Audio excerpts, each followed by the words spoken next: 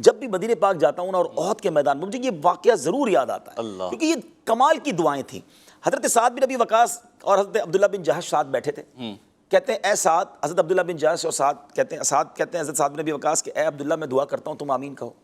عبداللہ بن جہش کہتے ہیں پھر میں دعا کروں گا آپ آمین کہنا۔ اچھا سعد بن ابی وقاص رضی اللہ عنہ جنگجو تھے، حوصلے والے تھے، کہتے ہیں یا اللہ کل جنگ ہو، دشمن کا سپہ سالار میرے سامنے آئے، سب سے بڑا بہادر میرے سامنے آئے، میں اس سے لڑائی کروں، وہ مجھ پر حملہ کرے اور اس کے بعد میں اسے گرا دوں، اسے قتل کر دوں اور اس کی تلوار اس کا مال بھی میں قبضہ کر لوں۔ انہوں نے کہا آمین۔ لیکن حضرت عبداللہ بن جہش نے کمال کی دعا کی۔ آپ کہتے ہیں یا اللہ کل دشمن کا بہادر شخص میرے سامنے آئے، ہم دونوں کا مارکا ہو، وہ مجھے شہید کر دے اور پھر میرے ناک اور آنکھیں بھی کاٹ لے، اور اے اللہ قیامت کے دن تو مجھ سے پوچھے کہ اے عبداللہ تیرے چہرے کو کیا ہوا، اور مالک میں تجھے اس دن جواب دوں کہ اے مالک یہ سب تیرے نام پر قربان ہو گیا، اور اے اللہ تو فرمائے کہ عبداللہ تو نے سچ کہا۔ یہ کیسی دعا تھی؟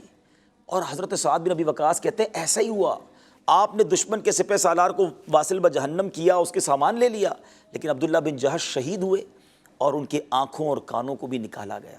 اور حضرت سعد کہتے تھے کہ مجھ سے اچھی دعا حضرت عبداللہ بن جہش کی تھی۔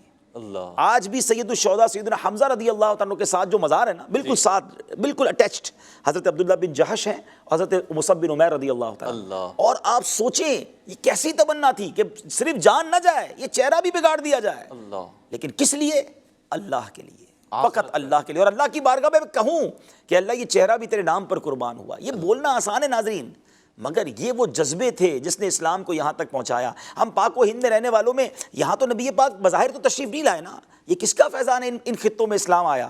یہ صحابہ نے قربانیاں دیں، بعد میں اولیاء کرام اس مشن کو لے کر چلے۔ تو آج ہم یہ واقعات صرف سنانے نہیں آتے آپ کے پاس، یہ میرے صحابہ سلسلہ بیسیکلی ہمیں موٹیویٹ کرتا ہے کہ ان محسنین کو یاد رکھیں، یہ احسان ہے صحابہ کا اس امت پر۔